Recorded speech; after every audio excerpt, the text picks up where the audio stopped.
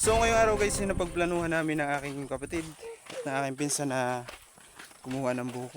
Dahil talagang sobrang init, talagang masarap ngayon mag ayan, gantong oras ngayon guys ay bali hapon na kami nakaano, 4:57 oras ngayon. Guys, samahan nyo kami.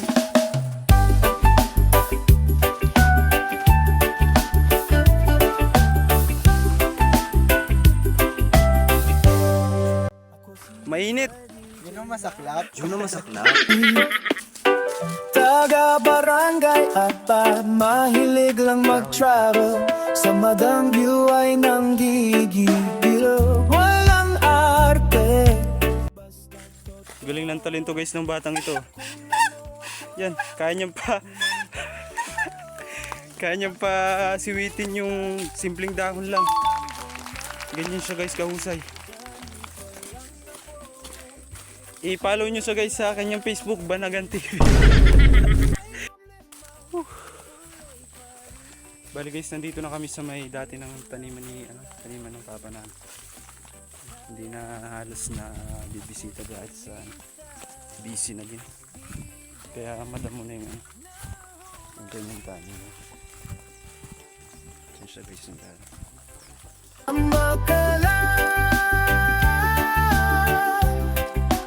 Kwentuhan natin, minsan pagod, minsan So yun guys, nandito na bali kami sa pagkukuha namin ng buko. Bali itong pinagkukunan namin ngayon ay tanim ng luluhin namin. Papa ng tatay namin. Ngayon wala na siya. Ito yung mga naiwang alaala ng luluhin namin. Ano kaya pwede yan, Darin? Ano? Pwede mo yan. Gusto mo.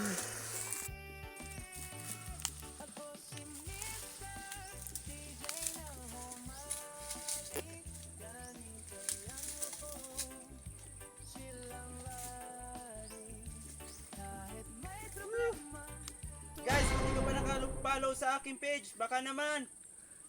Aray mo. So ayun guys, bagi nakababa na ako. Bali pa pangalawa na akong akyat nung aking kapatid. So ayun siya. And guys, binansagay niyan dito sa amin na si Tubong Bayawak. Follow nyo na siya sa kanyang page guys, sa Banagan TV.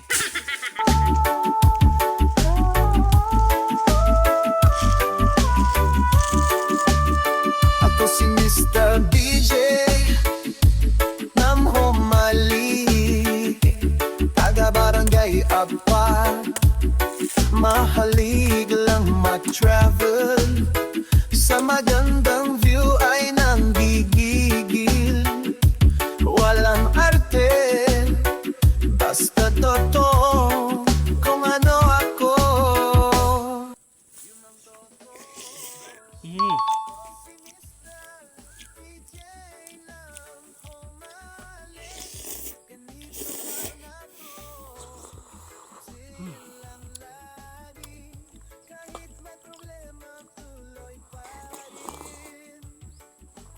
Bala yun guys, at pauwi na din kami.